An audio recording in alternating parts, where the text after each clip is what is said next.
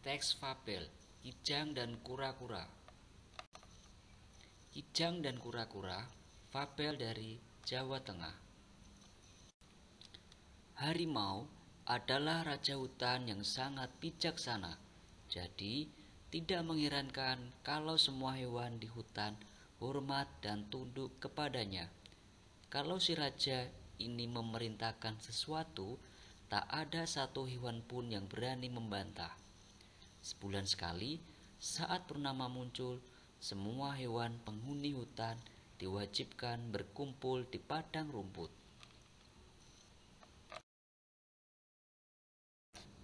Di sana, mereka akan membicarakan segala permasalahan yang ada di hutan itu. Biasanya, masing-masing hewan juga membawa hadiah istimewa untuk diberikan pada si raja hutan.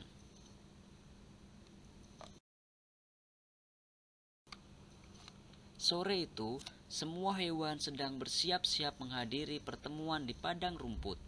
Tidak ketinggalan pula si Kijang. Ia akan memberikan sebuah mangkuk yang indah pada raja hutan.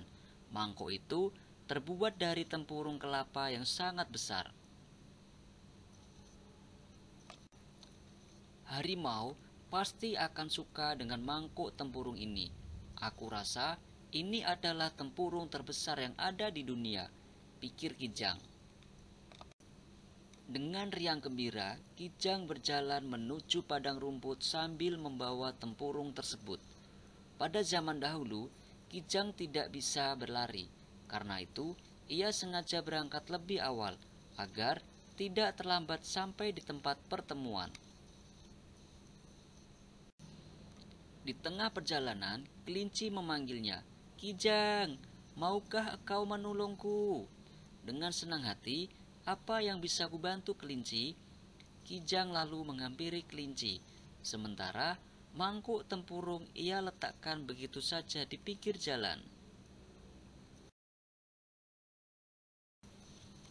"Aku kesulitan membungkus hadiah untuk raja hutan. Nah, kau pasti bisa melakukannya. Aku tahu kau adalah hewan yang memiliki selera seni tinggi. Jadi, apapun yang kau buat, pastilah hasilnya sangat bagus." Si kelinci pun menarik Kijang masuk ke dalam rumah. Sementara itu, di tempat lain, kura-kura sedang berlari menuju rumahnya. Ia sedang terburu-buru. "Gawat, hari sudah sore. Aku belum menyiapkan baju untuk pertemuan nanti." Dulu, kura-kura terkenal sebagai hewan yang memiliki kemampuan berlari cepat karena badannya belum bertempurung seperti sekarang. Di hutan itu, kura-kura juga terkenal sebagai hewan yang sangat modis. Pada setiap acara yang didatangi oleh banyak hewan, ia selalu tampil dengan pakaian yang indah. Karena berlari sangat cepat, si kura-kura tidak melihat ada tempurung besar yang diletakkan begitu saja oleh Kijang. Bruk!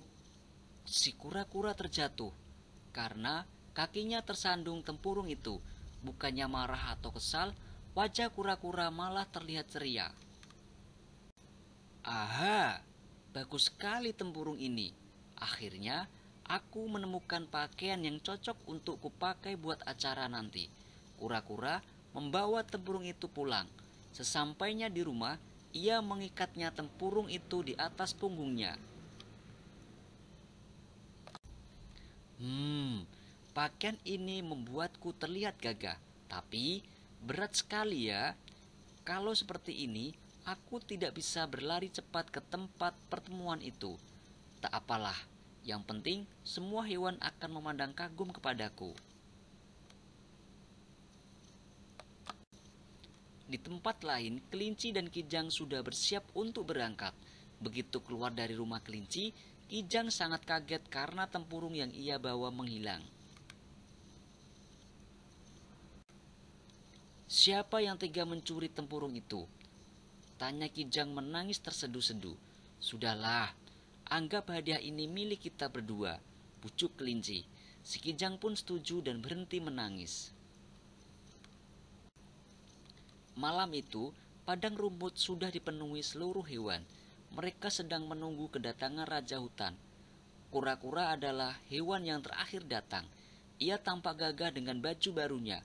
Semua mata tertuju pada kura-kura. Ya, hampir semua hewan mengagumi penampilan kura-kura malam itu, kecuali si Kijang dan kelinci. "Ternyata kau yang mencuri tempurungku ya," teriak Kijang, mengagetkan semua yang ada di sana. "Enak saja, aku menemukan tempurung ini di pinggir jalan," bantah kura-kura. Untunglah harimau si raja hutan segera datang. Kijang pun segera mengadu, "Tuanku harimau, kura-kura telah mencuri tempurung yang sebenarnya akan hamba berikan pada tuanku sebagai hadiah. Kelinci ini sebagai saksinya, tuanku." "Hamba tidak mencuri, tuanku. Hamba menemukannya di pinggir jalan, di depan rumah kelinci," ujar kura-kura membela diri. "Apa betul begitu, kelinci?" tanya harimau menyelidiki. "Benar, tuanku. Kijang meninggalkan tempurung itu di depan rumah hamba karena ia masuk ke dalam rumah untuk menolong hamba," kata si kelinci. "Apa kau menyukai tempurung itu, kura-kura?" si raja hutan bertanya menyelidiki. "Tentu saja, tuanku. Tempurung ini membuat hamba terlihat gagah." "Kalau begitu, aku akan memberikan tempurung itu untukmu. Sebagai gantinya, kemampuanmu berlari cepat akan aku berikan pada Kijang. Adil bukan?" Ya, sejak saat itu, Kijang dapat berlari cepat, sedangkan kura-kura berjalan lambat. Tentu saja, kura-kura menyesal mengambil tempurung itu, tetapi penyesalan itu sudah terlambat dan tidak ada gunanya lagi. Sekian, terima kasih.